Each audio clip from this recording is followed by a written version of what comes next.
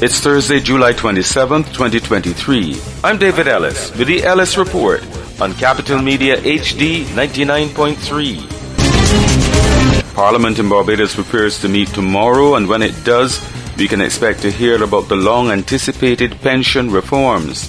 These changes are considered necessary to protect the long-term viability of the country's national insurance scheme. Many are anticipating that Barbadians will have to make higher contributions for lower benefits. A new United Nations report is raising concerns about the excessive use of smartphones, and it is calling for them to be banned in schools worldwide. According to UNESCO, the overuse of mobile phones impacts learning.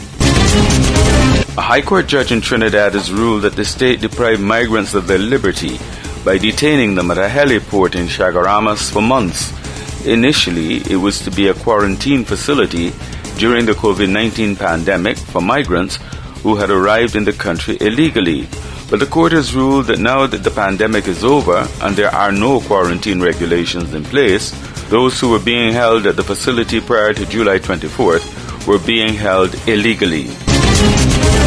St. Lucia's Prime Minister Philip J. Pierre is supporting the establishment of a sexual harassment policy within the police force there. This comes amidst allegations of sexual misconduct within the force. Soldiers in the West African country of Niger have announced a coup on national TV. They say they have dissolved the constitution, suspended all institutions, and closed the nation's borders. The U.S. Secretary of State Anthony Blinken says he's spoken with President Bazoum and made clear that we strongly support him as the democratically elected president of the country. Irish singer Sinead O'Connor has died at the age of 56. The Grammy-winning singer shot to international stardom in 1990 with the hit ballad Nothing Compares to You. 'Cause nothing compares, nothing compares to you.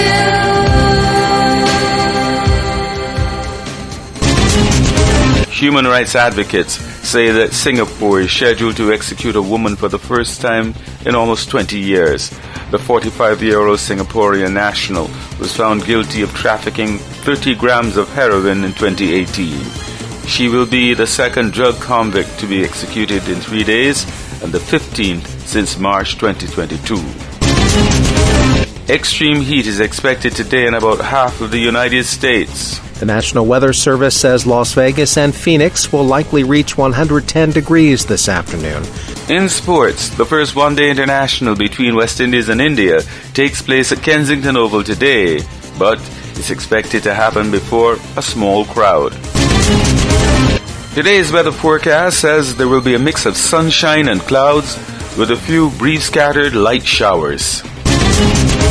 I'm David Ellis with the Ellis Report on Capital Media HD 99.3.